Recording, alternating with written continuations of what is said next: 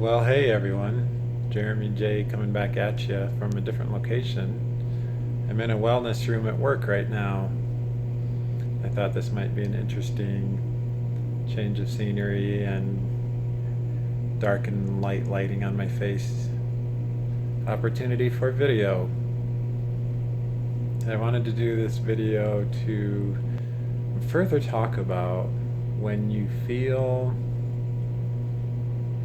it's something called the healing crisis. The healing crisis, and it's part of the stuff I've been reading for my detoxification and diet change, but primarily through the detoxification process, which basically to me means flushing my body of toxins and goo and whatever else is in me that I may not be aware of. And as I'm doing this, and as a person does this, they can get to a point where the body is flushing out toxins and yeast or whatever else, candida, that may be in the body, that it's flushing, the body cannot flush it fast enough, and so it gets emitted into the body's bloodstream. At least that's my understanding so far. And as I've been doing this detox yesterday, I experienced the healing crisis at about 9 p.m. or so. I started to get achy and shaky and really nauseous, and my sleep was no good last night. I slept from about 11 p.m. to 1 a.m. and then I woke up and I wasn't able to sleep for another 5 hours. And it's because of this healing crisis that's going on. My body is starting to tremble a little from the intensity of the detox. And there's varying opinions I've read on it. Some say that this is a good thing and you're on the right track. Some say this is a bad thing because the release of those toxins isn't good for your body. I'm somewhere in the middle. I think it's a good sign that I'm going through this. It's a sign that my body's releasing shit out of my system, or probably more specifically my liver and colon and perhaps other organs that help your body go, basically. And so this physical healing crisis that I'm going through was brought on by necessity. It was brought on by the intensity that I started experiencing in early December, where I was compelled to make a change. And now I'm experiencing the healing crisis that's part of this positive change. So sometimes when you make a positive change, you will experience short-term turmoil and discomfort. You may lose some friends. You may physically go through pain. Emotionally, you may go through some pain.